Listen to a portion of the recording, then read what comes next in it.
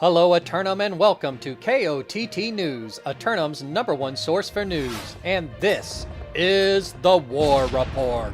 Breaking news this morning as Turkulon, the true terror of Eternum, returns ahead of schedule to take her revenge on the citizens of the island.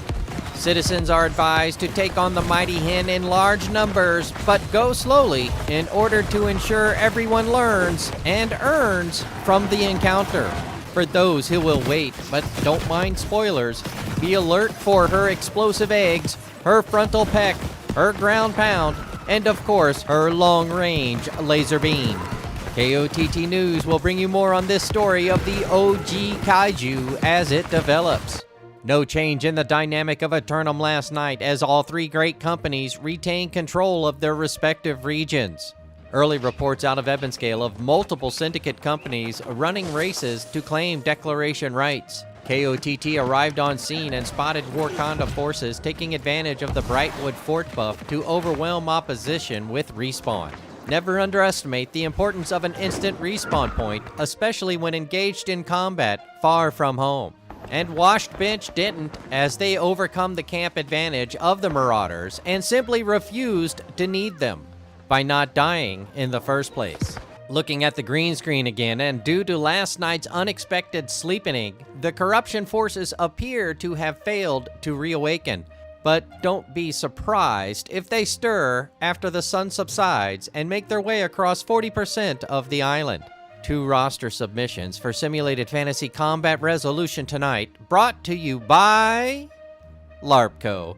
Remember, if it isn't LARPco, it is cardboard. First up, the Marauders of Waystone El Dorado assault the Covenant hero worshippers of Outcast for control of the island's primary oil reserves in Weaver's Fen. Marching their armies in from the 2 neighboring high ground territories, Waystone El Dorado seek to claim this regional trading hub and bring the eastern coast completely under Marauder control. But the zealots of the Outcast are ready for combat any night of the week and will take any opportunity to showcase the teachings of their legendary hero on the battlefield.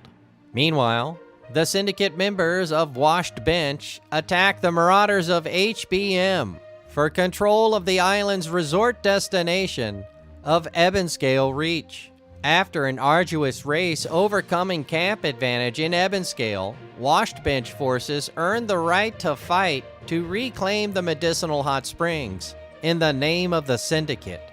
But HBM have held the hot springs for 3 days, and its rejuvenating effects are renowned, so they're fully refreshed and ready to defend on this territorial challenge against their hold. Be sure to tune in for complete coverage and reactions from the citizens tonight at 11. Until then, this has been War Correspondent JChalant, KOTT News.